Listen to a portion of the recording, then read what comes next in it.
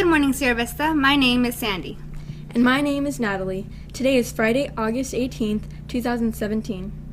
Please stand for the Pledge of Allegiance. Put your right hand over your heart. Ready, begin. I pledge allegiance to the flag of the United States of America and to the republic for which it stands, one nation, under God, indivisible, with liberty and justice for all. You may now be seated.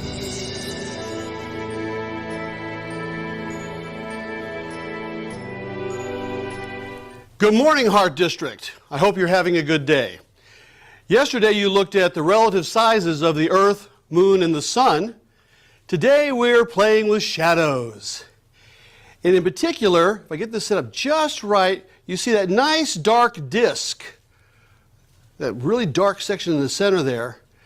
That is the deep dark shadow. But if I move the ball a little bit, you start seeing a fuzzy edge. It's not quite as dark as the rest of it.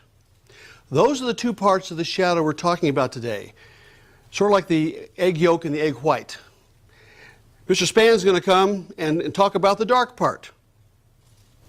During a total eclipse, the darkest part of the shadow is called the umbra.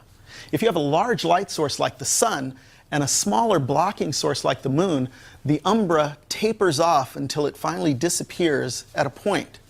Because of the rotation of the Earth and the motion of the moon around the Earth, when the umbra does touch the Earth, it will trace a path across a certain portion of it, and if you're in that path, you'll experience a total eclipse. If you're not in that path, like in Santa Clarita, Mrs. Jimenez will tell you what you'll experience.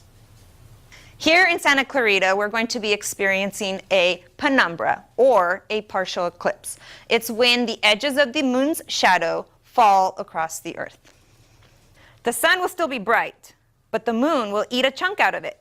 The moon will continue to move or orbit more and more into the sun's path until it reaches its maximum, or umbra.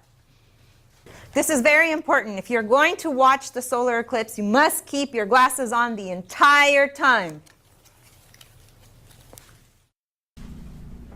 Come on out to the quad today during lunch for our first Fun Friday. We will have games like giant checkers, Jenga, hula hoops, cup stacking, and more.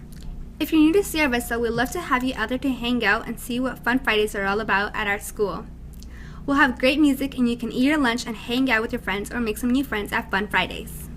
Attention students, if you completed the Santa Clarita Public Library Summer 5-Book Reading Challenge, then see Mrs. Fullerman at our Sierra Vista Library for a free ice cream pass. Our school came in third place out of all the 12 schools in the Heart District. We're having the most students complete the 5-book reading challenge over the summer. Way to read, Plainsman. In other library news, please turn in your orange or green textbook card to the library by the end of this week. Any pre-existing damage must be written down in one of those cards or you'll be fined at the end of the year. It's up to you to turn this in as soon as possible. Hey Sierra Vista, remember that the sponsor sheet turn-in deadline was extended through today, so you can turn in your sponsor sheet for our Let's Do This fundraiser at the outdoor stage during brunch. Don't forget that the mystery student who wins the Apple Watch will have their name called over the announcements at the end of the day since they hadn't turned in the sponsor sheet yesterday. If you didn't register for your Pledge Star account last night, be sure to register over the weekend and start asking friendly neighbors and family to help donate so you can win prizes and you can help our school. This Monday, the homerooms with the most funds raised will receive their Frappuccino reward. Can't wait to see which teams and homerooms are in the lead. That's all for today, Plainsman. I'm Natalie. And I'm Sandy.